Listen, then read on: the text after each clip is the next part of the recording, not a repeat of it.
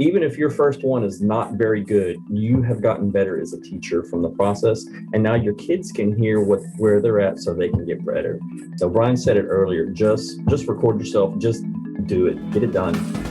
Welcome to today's show, brought to you by Ensemble Block from the Box.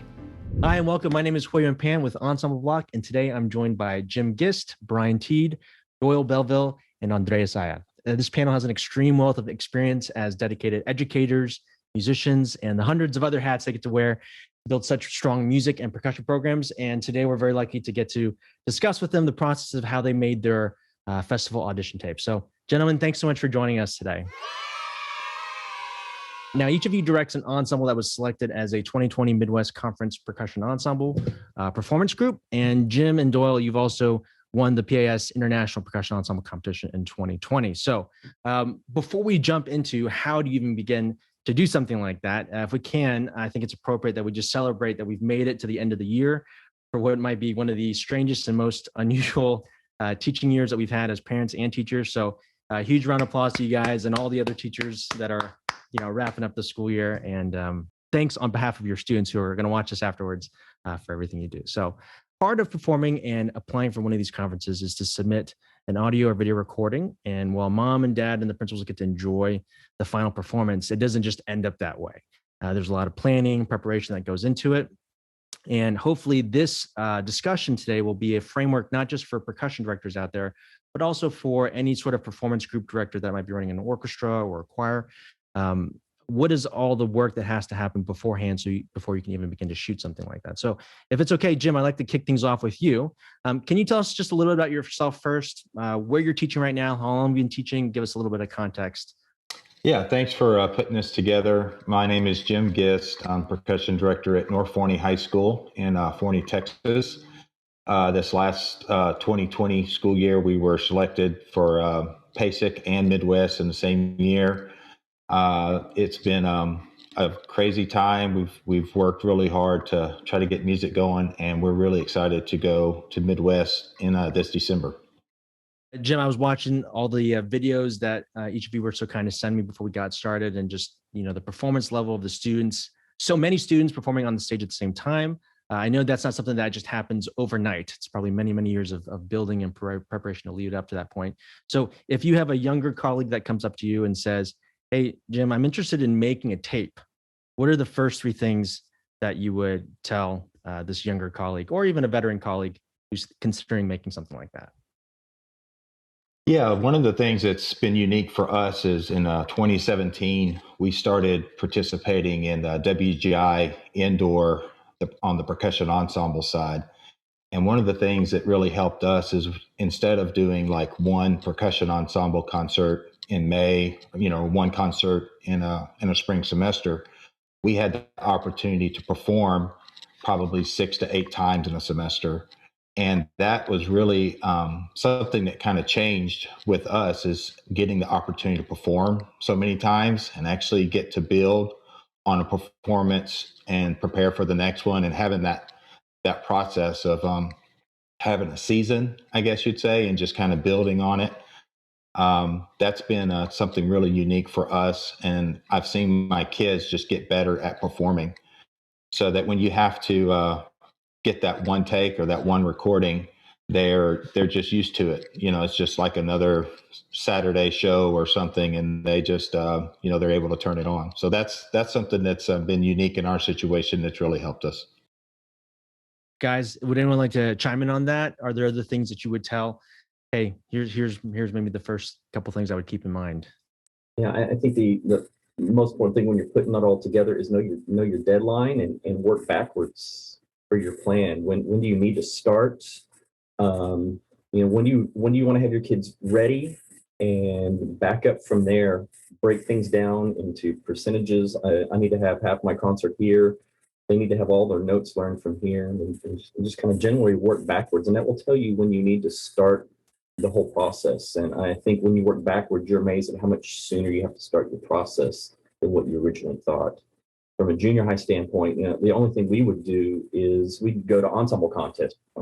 Our kids would learn one ensemble, and then to put together a couple of pieces for recording, and now putting together a whole program. And it's impossible to do if you don't think backwards on how to plan all that.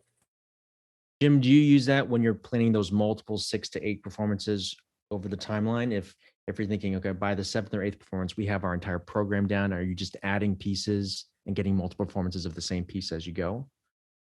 Yeah, our season is a little unique. We usually start our indoor show around November, and then every year we host a percussion festival, usually late February or early March.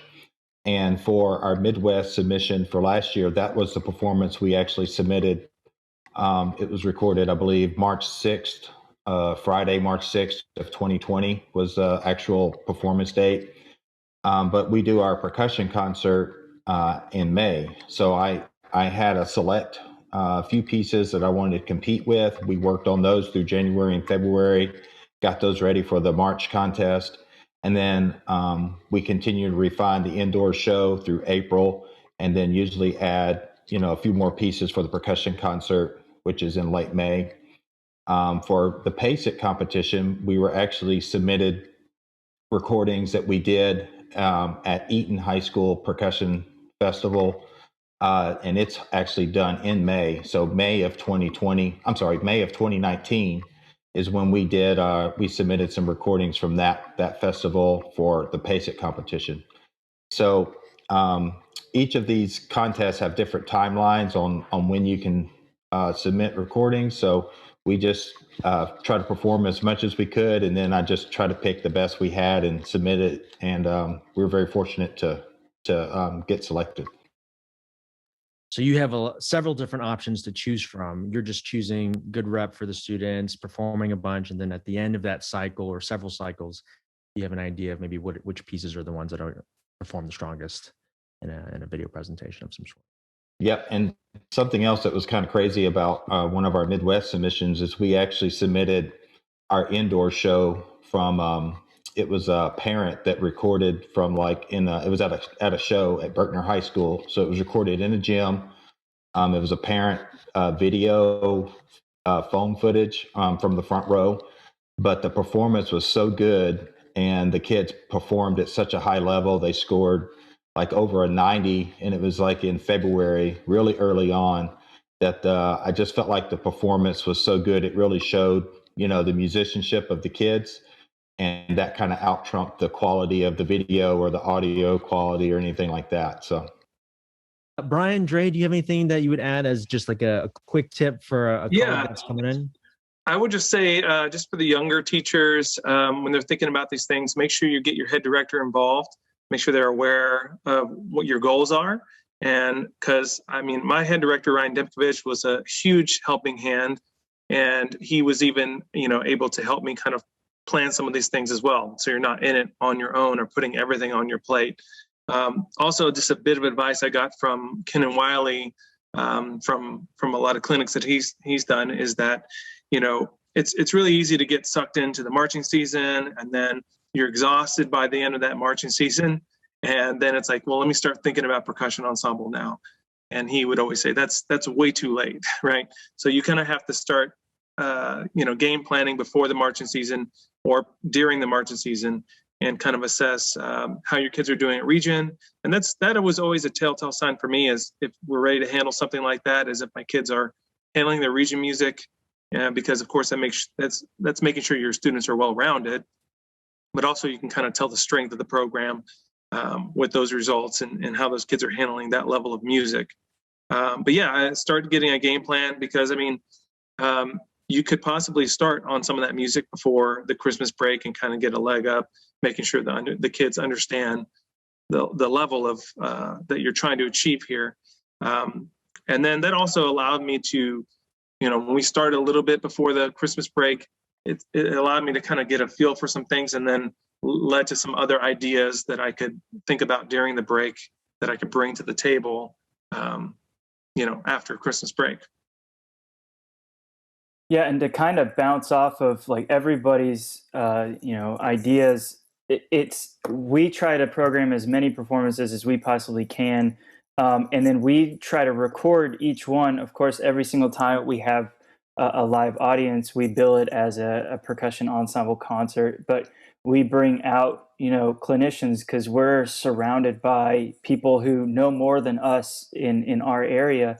So it's very easy to bring out people and give you direct feedback, or run a clinic and then host a concert. We do that often. Something to bounce off of what Andre said. You have to make sure that you know what you're signing up for, that you follow all the rules, that you kind of understand, the difference between the quality of recordings, what is and what isn't allowed, and then the financial obligation that you might be getting your students and yourself into if you are selected. So lots of planning, which will result in you knowing that you have to start earlier, schedule those performances, multiple recordings, bringing out clinicians.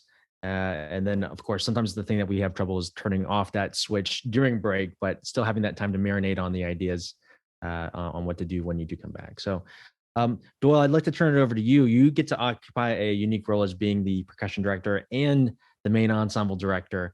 How do you go about planning things schedule-wise, communicating that to your students, and then all the things that will come with the planning and preparation of something like this? So the music selection, planning the rehearsals, the concerts, all those above.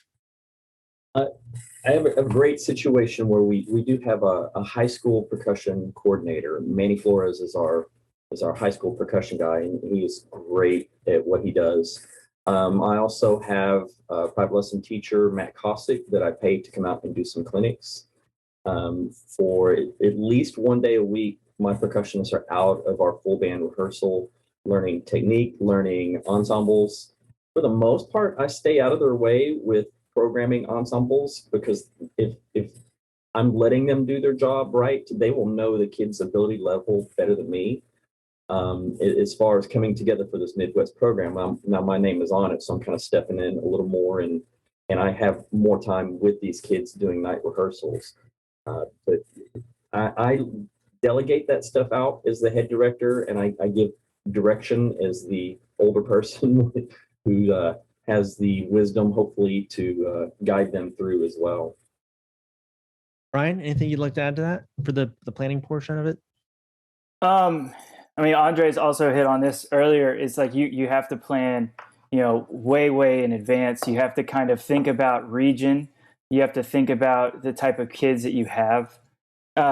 You want an all-inclusive program that can, hit it on the field and off the field in every single thing that you do. And you have to realize that region affects percussion ensemble, region affects drumline. So it affects concert band as well. It affects literally everything that we do. The biggest thing for Midwest specifically, planning wise, is you have to have your inventory down. Like, you have to have it as up to date as possible, so you know what you can program. Because if you're not going to program a piece for 6 5 octaves if you don't have 6 5 octaves, so you have to be aware of your inventory. You have to be aware of the sounds that you want to achieve. And Brian, can you tell us a little bit about your structure? Doyle mentioned that he's got a team around him, and I know that sometimes you want to do everything yourself, but he's sharing the wisdom of making sure that you're delegating and utilizing the team to the best of your ability. What does your setup look like in terms of colleagues? Sure. Yeah. Currently, I'm the director of percussion is my title at Wakeland High School, and I have a para. His name is Nate Collins, and he is like my sounding board. I get to bounce off all my ideas off of him, hear his input, and try to utilize his talents and his experience and his breadth of knowledge when determining which path we're actually going to go. I also have a private lessons staff member. His name is Jeff Carmona. He teaches every single one of our high school students and the majority of our middle school students. So I've found that it's really awesome to have one person, if you can, teaching everybody, because then you know which instruction those students are actually getting. I know that's not always possible, but that's ideal in my situation. And then I mentioned clinicians earlier. I'm super lucky to have, Doug Bush and Patricia Easloss. We're commissioning a piece by them. They come out often. and help us in the marching season and in the spring semester and the percussion ensemble season. And then we also have, people like Zach Shear who come out and help us as well. So I try to surround myself with people who know more than me so that I can constantly learn. If I can add, along those lines for Midwest specifically, you have to have recommendations. And you need recommendations that carry weight. So it really pays to have somebody to come out and guide you along the way as well. I've had Dr. West out a couple times to come hear our group. Jeff Osdemore hears our group regularly and judges at Ensemble. So who you use as your recommendation really carries weight in your selection as well. So having an advisor to guide you through the process as somebody who's been there before goes a long way as well. Did any of you guys ever find yourself at a point where maybe you didn't feel like you were ready to bring out a clinician because the students were playing at a level yet, and you're like, let me just prepare them for 2 more weeks or 3 more weeks, and then I'll bring a clinician? Or is that something that you just bite the bullet, you schedule that out at the beginning of the year and say, hey, around this time, and I'm going to want to bring someone in, let me reach out to my network and see who I can bring in and work with the students? We bite the bullet.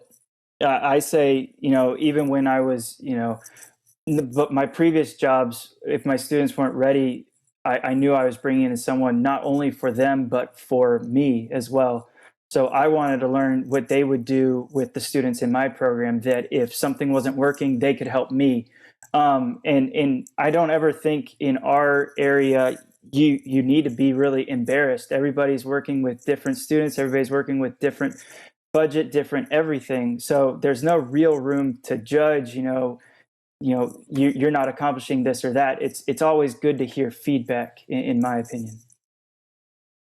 And we're lucky enough, we have Brett Kuhn come out usually in February, late February. We try to have him out during the marching season, but usually it works out during the concert season. But it gives yourself and the kids a target, date, and kind of puts the pressure on early. And then you've got obviously some fresh ears and perspective, and then you can kind of have about a week or so to kind of make adjustments.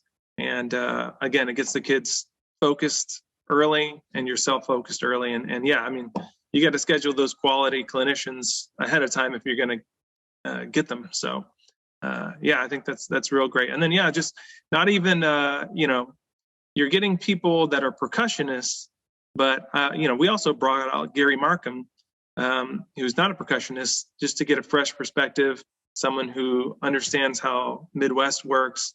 When he came in, everything he gave us actually helped us a lot musically, even though he wasn't a percussionist. So I would try to reach outside, even just percussion, but also to get advice and also a different ear, a different type of ear, even a wind, director. Yeah, I'd like to add that for my situation, I have one lesson teacher that comes out 1 day a week. I have about a third to maybe half of my students that take lessons. And I usually don't have a lot of clinicians that come out, but for us doing the indoor season, every weekend we're getting feedback on that performance and how to be better musicians and how to visually represent the music and being a better artist. And once your students, or for me, once my students understand that and they can achieve that with one piece, then they take that and they move it to a marimba quartet or a drum piece or whatever. And even for us, doing the concert percussion ensemble and doing it at a high level, I've even seen my drum line play better in the fall, even though it's not the same thing, but they're just better musicians. They listen better and they develop better skills that go way past just one piece or even one season. It's about creating the synergy between the different seasons. It's not putting all your eggs into the drumline basket or the concert percussion basket. It's just becoming better musicians all around. I got a quick story on that.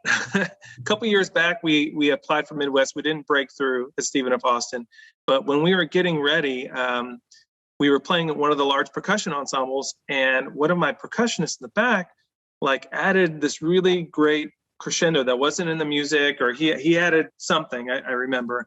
And I said, why did you do that? He said, well, because I remember you were talking about musical opportunities in drumline, and we kept on finding opportunities in the snare line to add this crescendo here or there. And so I thought this is a good opportunity to apply that musicality to the percussion ensemble. So I was like, oh, he learned musicality from drumline and applied it to percussion ensemble. I thought that was so cool. That was such a cool moment. So yeah, clinicians that can see the full picture and you're talking the same musicality or things even in drumline.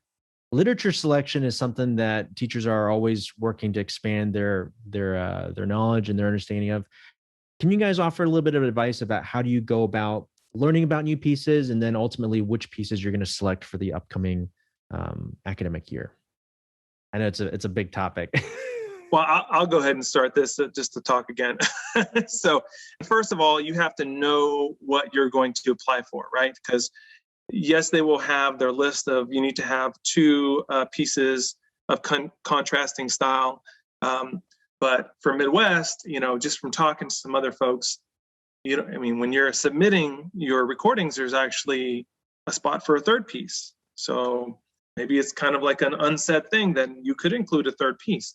So, when I've gone to I've gone to different clinicians and heard, people like Gerald Diller talk about, you want to make sure you're picking something that's more of a full ensemble that, has a lot of opportunities for musicality, and then have a piece that's kind of more lush and, more simplistic.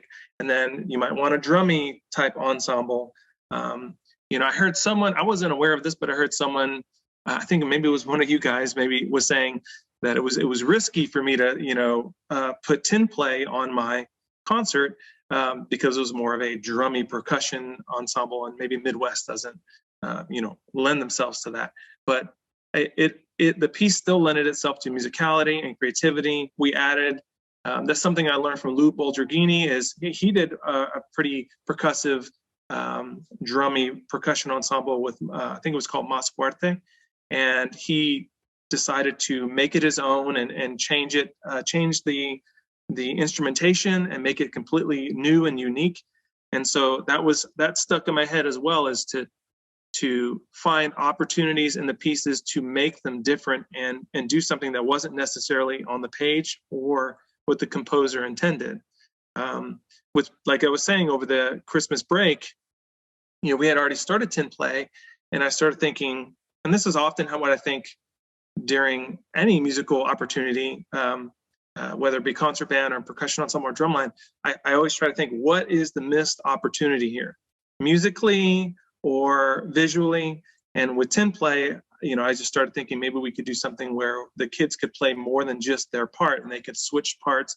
And that eventually evolved into like creating a contraption that would spin, and they would spin it like Lazy Susan to the other players, and then now the bass drum can be put on top, and then it just kind of, just looking for those opportunities that just are not written on the page, right? With another percussion ensemble, we did shared space, which you can't really do so much anymore with COVID protocols right now. But at the time when we did shared space, I thought, what's the opportunity here? And we decided to take some vibe parts and put it on the mountain station and try to do more of a mix. And just trying to think of different things where when you're submitting, it's not just a great performance, but it's a unique performance. And, they see that you're thinking outside the box. Those are the things I was trying to do to stand out. Yeah, I can add to that. I think as far as programming goes, especially when it comes to percussion ensemble, we have kind of a history of standard pieces, but there's so much literature that comes out every year. And for me, it's always kind of a balance trying to find stuff that's new, but also some of those standard pieces that we've always done.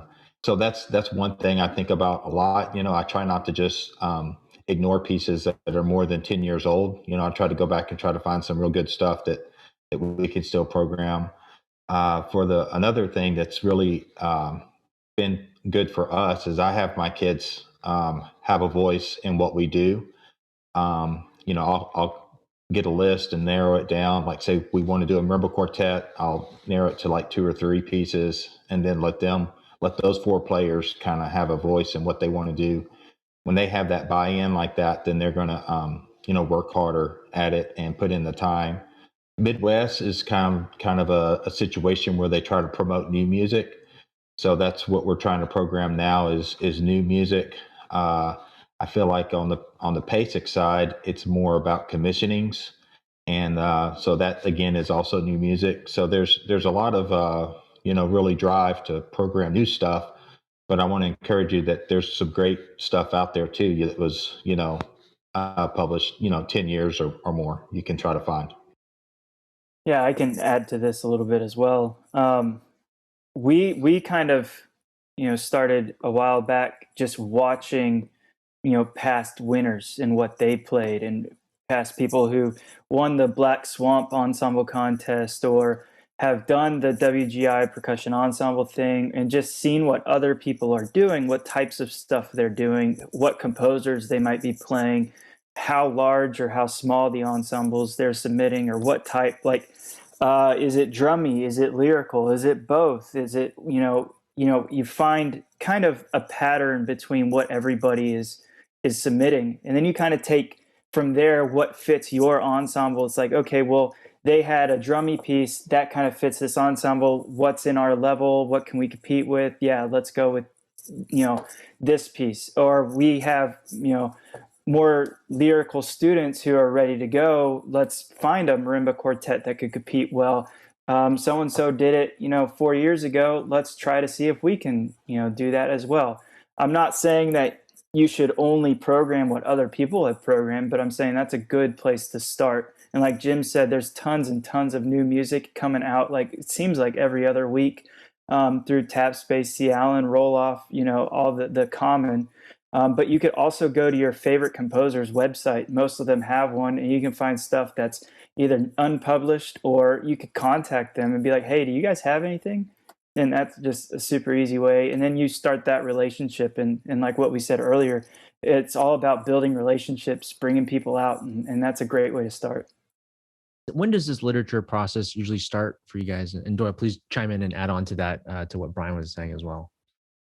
From my side, my perspective, junior high, it's important for me to find achievable for junior highs, but yet sound mature, and which is really hard to do for the junior high level. So I had a bear of a time finding stuff that wasn't done a lot, and knowing that my kids could do it. My kids are still, I have kids who just finished beginning band who will be playing in Midwest concerts. So they're still at the level of, I can't play it, so I don't like it.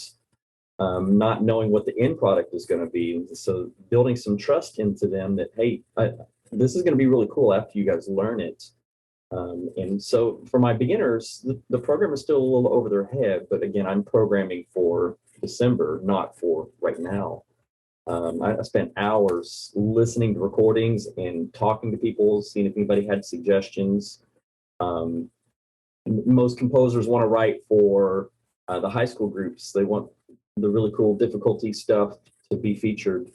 And on my side of things, it really made putting a program difficult. And what has helped is the Midwest is a different formula for every difficult piece. You have to play equally easy. So in my case, that has helped me keep my program playable, but yet at the same time, I want it to sound mature and not like a beginner percussion ensemble. Do you guys have a strategy when you're laying out the schedule in terms of, let's say you're doing these 3 pieces or these 5 pieces? Do you start with the hardest piece first? Do you start with something to build some momentum to get into things? You give everything all at once. As soon as you can get it in their hands, the sooner the better. What's your advice on that? I start all pieces at the same time. I give my kids kind of a little matrix of due dates, and we want to get through this amount of measures on this piece and that piece and this piece, and then we kind of try to hit those goals. And also when we hit those goals, we can celebrate those goals. I had planned in this stint, I had planned a couple Saturday rehearsals, just to make sure we were, continuing and getting some momentum there. But I would tell those students, if we hit these goals, that Saturday's gone. And I actually canceled those 2 Saturdays Now, part of that was because I was trying to get my daughter to a basketball game, and I really like those basketball games, but the kids did hit those goals. And so I was able to cancel those rehearsals. So it's kind of it helps them stay focused and you, and then it kind of becomes a reward too when they hit those little mini goals. But I started, I'm not saying that's the right way to do it, but yeah, I just started on all three at the same time. Yeah, I think something important to address is like all of our programs are different, and like how I do one way, probably one of you guys could probably do it exactly opposite, and we could still get the same results. So I just want to encourage the director to, number one, find a system that works for you and something that works for your kids. And if you're steady and you're always open-minded and you're willing to change and adapt and modify things, then you can get the same results. But there's a lot of different ways to get to that level. Stay tuned for part 2 of our Midwest Percussion Panel interview, where we'll be discussing the audio and video recording process, along with a wealth of practical advice on how to grow as a teacher. All that and more will be available on Thursday, December 16th. Huge congratulations and best of luck to all the performers and their teachers, and of course, wishing safe travels to all our friends attending the Midwest Convention this week. This episode was produced by Ensemble Block, team members Jackson Arnold, Carl Arietta, Eric Caraway, Huiyuan Pan, with music composed by Sean Anderson. If you enjoyed the show, please take a moment to subscribe and check the links in the description down below to find out how you can get these episodes straight to your inbox. Our website, ensembleblock.com, where you can stream more videos of performances, lessons, and interviews, along with all sorts of interactive media and free sheet music. Again, that's ensembleblock.com. This is Huiyuan Pan. Thanks so much again for listening and joining us from the box.